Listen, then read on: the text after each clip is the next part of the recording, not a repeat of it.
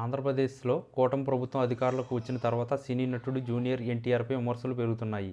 తాజాగా Anantapuram urban MLA Daggubati Venkateswara Prasad junior ఎన్టీఆర్ను అత్యంత దారుణంగా దూషించిన ఆడియో ఒకటి బయటకు వచ్చి తీవ్ర కలకలం సృష్టించింది. ఆ ఆడియోలో ఎమ్మెల్యే దగ్గుబాటి ఎన్టీఆర్ను లం కొడుకు అంటూ బూతులు తిడుతూ ఆయన తాజా చిత్రం వార్ 2 షోలను అనంతపురంలో నిలిపివేయాలని హెచ్చరించారు.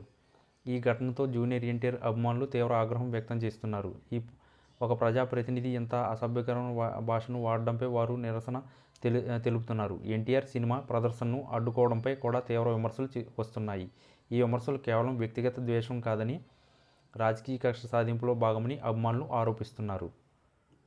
నందమూరి కుటుంబానికి, ముఖ్యంగా నారా చంద్రబాబు కుటుంబానికి జూనియర్ ఎన్టీఆర్ దూరంగా ఉంటున్నారని, ఈ పండుగలకు కూడా హాజరు కావడం లేదని ప్రచారం ఉంది. ఈ నేపథ్యంలో అధికార కూటమిలో ఉన్న ఒక ఎమ్మెల్యే బహిరంగంగా ఎన్టీఆర్పై దాడి చేయడం ఆసక్తికరంగా మారింది. కూటమి ప్రభుత్వం అండదండలతోనే ఎమ్మెల్యే వెంకటేశ్వర ప్రసాద్ ఇంత ధైర్యంగా రెచ్చిపోయారని జూనియర్ ఎన్టీఆర్ అభిమానులు ఆరోపిస్తున్నారు.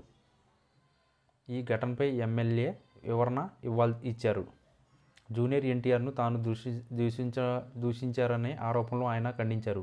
సోషల్ మీడియాలో వైరల్ అవుతున్న ఆడియో కాల్ తనది కాదని ఎమ్మెల్యే స్పష్టం చేశారు. ఇది రాజకీయ కుట్రలో భాగమని ఆరోపించారు. గత 16 నెలలుగా అర్బన్ నియోజకవర్గంలో తనపై కుట్రలు జరుగుతున్నాయని పేర్కొన్నారు.